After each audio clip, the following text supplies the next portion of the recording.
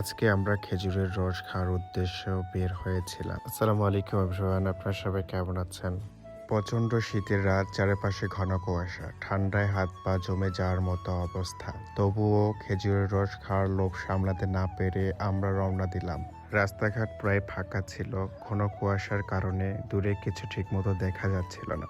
আমাদের সবচেয়ে বড় সমস্যা ছিল রস কোথায় পাওয়া যাবে সেটা জানা ছিল না। অনেক খোঁজাখুঁজির পর ন্যাংরা বাজারে গিয়ে আমরা কয়েকজনের কাছে জিজ্ঞাসা করি। তখন সবাই মিলে একটি চাচার নাম বলেন এবং তার বাড়ির দিক দেখিয়ে দিলেন।